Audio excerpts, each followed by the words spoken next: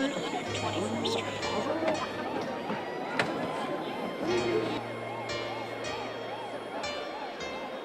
Bob Garcia, de Tintin au polar, difficile d'étiqueter le bonhomme. Il aime les personnages de fiction, il cite régulièrement quelques héros récurrents et n'hésite pas à mener une enquête détaillée pour mieux la relater dans ses romans. Dans le cas de l'affaire Mina Marten, le dernier, c'est une enquête qu'a menée Conan Doyle lui-même et qui m'a paru tellement étrange, tellement surprenante que j'ai fouillé effectivement autour de cette enquête menée par Conan Doyle pour voir quelle était la réalité de l'époque.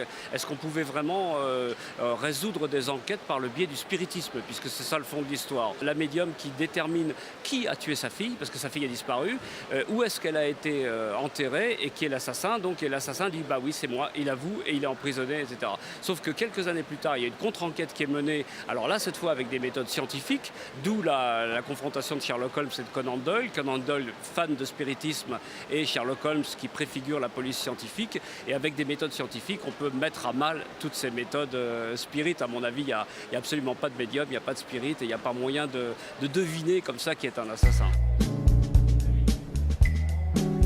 Un peu plus loin, sous le chapiteau, voici Bob le baroudeur, entouré d'un spécialiste mondialement reconnu des tueurs en série, d'une chroniqueuse judiciaire du Monde et d'un vrai beau mec repenti pour une table ronde.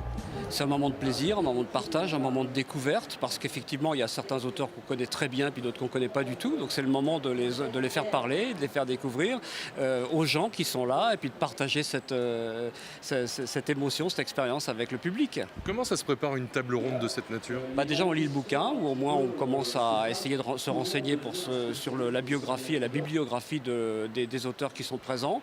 Et puis ensuite, les questions viennent un petit peu... Le thème du débat, je dirais, c'est un prétexte plutôt pour ouvrir sur d'autres thématiques. Et puis la discussion vient toute seule. Les affaires criminelles sont toujours passionnantes ? Toujours, ça intéresse tout le monde. Et puis toujours par le biais aussi du fait divers, c'est ce qui intéresse le plus. Un salon du livre, c'est le moment où on rencontre ceux qui vont être à l'autre bout du livre. C'est un moment important pour un auteur ? C'est super important parce qu'en fait, on n'a pas de retour de lecteurs. Il n'y a qu'à partir du moment où on peut les voir, on peut les rencontrer pour avoir un retour sur le livre. Et encore, c'est pas sur le livre, sur la nouveauté qu'on vient d'écrire, forcément, puisqu'ils ne l'ont pas lu, puisqu'il vient de sortir. Donc les gens nous font un retour sur les livres qu'ils ont lus les précédents. Et c'est comme ça qu'on arrive à fidéliser des lecteurs et puis avoir un retour sur notre écriture. S'ils reviennent, c'est que ça leur a plu en général. Donc c'est super important pour l'auteur. Je vous le disais au début du reportage, du polar à Tintin avec Bob Garcia, c'est un perpétuel aller-retour. Je viens de sortir aux éditions Desclés de Brouwer un livre qui s'appelle Tintin, le diable et le bon Dieu, où je parcours toutes les religions évoquées dans l'œuvre d'Hergé.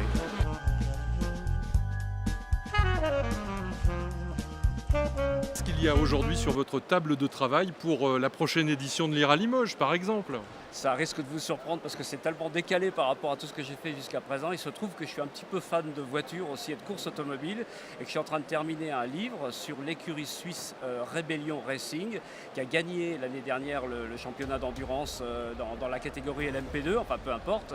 Et cette année, j'ai décidé pour Le Mans, un peu avant Le Mans, de sortir ce livre sur la saga de l'écurie suisse Rebellion Racing aux 24 heures du Mans.